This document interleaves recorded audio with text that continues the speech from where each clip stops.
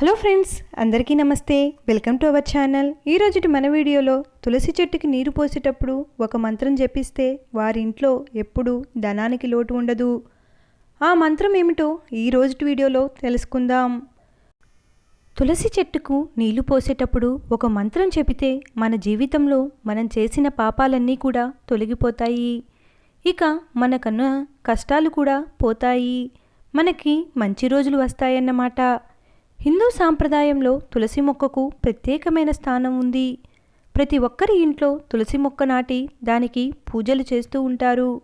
అయితే అలా పూజలు చేసేటప్పుడు ఈ మంత్రాన్ని చెప్పినట్లయితే ఇంట్లో ఉన్న దరిద్రం అంతా తొలగిపోతుందని జ్యోతిష్య శాస్త్రం చెప్తుంది.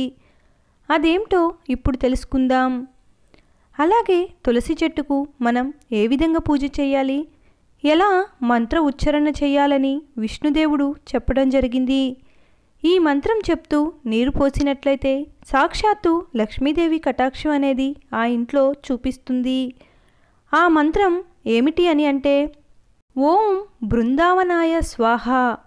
ఈ విధంగా కానీ మనం మంత్రోచ్చారణ చేస్తూ తులసి చెట్టుకు పరిక్రమాలు చేసుకుంటూ మంత్రాలు చేస్తే సాక్షాత్తు ఆ లక్ష్మీ కటాక్షం తప్పక కలుగుతుంది.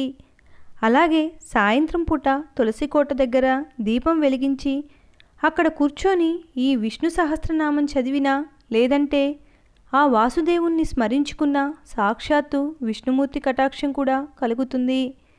ఇక ఏ స్త్రీ అయితే రోజూ స్నానం చేసి జుట్టు విరబోసుకోకుండా జడ వేసుకొని నుదిట్లో కుంకుమ పెట్టుకొని అలాగే తులసి కోటకు చుట్టూ ప్రదక్షిణ చేస్తూ ఈ మంత్ర ఉచ్చారణ చేస్తుందో సాక్షాత్తు తన సౌభాగ్యం పెరుగుతుంది, లక్ష్మీ కటాక్షం కలుగుతుంది. ఇక తనకున్న పాపాలు కూడా తొలగిపోతాయి. ఏ పురుషుడైతే ఈ విధంగా చేస్తారో తనకి మంచి వృత్తి అనేది అవుతుంది. తాను చేసే పనిలో తనకి ఎంతో సక్సెస్ అనేది దొరుకుతుంది.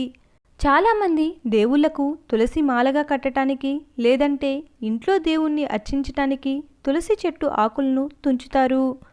కానీ తులసి చెట్టు ఆకులను కోసేటప్పుడు కూడా ఒక నియమం ఉంటుంది. అది ఏమిటి అంటే తులసి ఆకును ఒక్కొక్క ఆకుగా తుంచాలి. ఇక సాయంత్రం పూట తులసి చెట్టును ఏమాత్రం కూడా ముట్టుకోకూడదు, నీరు అనేది అర్పించకూడదు.